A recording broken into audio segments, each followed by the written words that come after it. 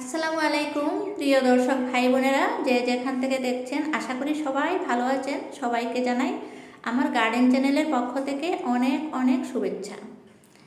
বিকালবেলা এসেছি বাগানে, এসে পাখির কিচিরমিচির ডাক শুনে এত ভালো লাগছে, মনে হচ্ছে প্রকৃতির জগতে নিজেকে হারিয়েই ফেলেছি। আমি খুবই ভালোবাসি পাখির কিচিরমিচির ডাক আর ন্যাচারাল এই জিনিসগুলো দেখলে খুবই ভালো লাগে। বাগানে এসে এমনিতেই আমার মনটা খুব শান্ত হয়ে যায়। কাজ করি আর না করি, নিজের হাতের পরিপাটি করা বাগানটা দেখলেও মনটা অনেক ভালো লাগে, শরীর সুস্থ হয়ে যায়, মন ভালো লাগে। তাই বন্ধুরা, আপনারাও আমার মতন যারা আছেন, বাড়িতে কাজকর্ম পরে একটুখানি সময় পান, যদি আপনার কাছে একটু ছাদ থাকে বা একটুখানি উঠোনে জায়গা থাকে, দুটো একটা গাছ করবেন।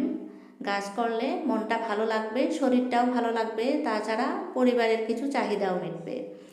আমি যা যা করেছি আপনাদের সাথে শেয়ার করছি। যারা আমার চ্যানেলকে সাবস্ক্রাইব করে দিয়ে আমাকে সাপোর্ট করছেন, তাদেরকে জানাই অনেক অনেক শুভেচ্ছা আরও ধন্যবাদ।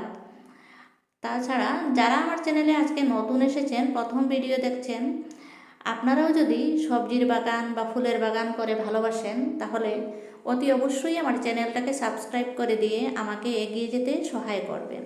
তাছাড়া ভিডিও যদি ভালো লাগে একটা লাইক অন্তত করে যাবেন। এখানে আমি বিন গাছ লাগিয়েছিলাম, খুব সুন্দরভাবে গ্রো হচ্ছে, মাশাল্লাহ অনেক ভালো লাগছে। বিনও এসেছে, কয়েকটাতে ফুল এসেছে, অনেক ফুল এসেছে। আর এই লাইনের গ্রো ব্যাগগুলোতে আমি ফুলকপির চারা দিয়েছি। কিছু ফুলকপির চারা আমি এভাবে টেম্পোরারি ডিসপোজাল গ্লাসে লাগিয়ে রেখেছি।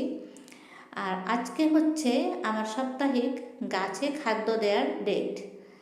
গাছে খাদ্য দিতে এসে দেখছি আমার লঙ্কা গাছগুলোতে আরও কয়েকটা লঙ্কা লাল হয়ে রয়েছে। তাই কিছু দেরি না করে লঙ্কাগুলো তুলে নিলাম। এক মুষ্টি পরিমাণ হয়ে গেছে।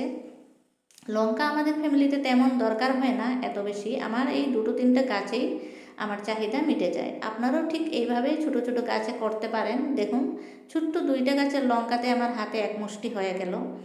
আজকে খাদ্য দেব যেটা, সেটা হচ্ছে আমি এখানে পেঁয়াজের খোসা, রসুনের খোসা আর আলুর খোসা ভিজিয়ে রেখেছিলাম এটা কন্টেনারে। সেই কন্টেনারের জলটাতে আমি আরও একটু প্লেন জল মিক্স করে পাতলা করে নিয়ে এসেছি। এই খাদ্যগুলো আমি শুধু লঙ্কা গাছগুলোতে দেব। লঙ্কা গাছে পাতা কোঁকড়ানো একটা কমন রোগ হয়ে থাকে, তার জন্য আমরা সব সময় সতর্ক থাকতে হয়। আমার গাছগুলোতে এখনও পাতা কোঁকড়ানো রোগটা হয় নাই, তাই আমি সব সময় পেঁয়াজের খোসা ভেজানো জলটা দিয়ে থাকি। এটা কিন্তু ফাঙ্গিসাইডের কাজ করে, আপনারাও তাই করবেন।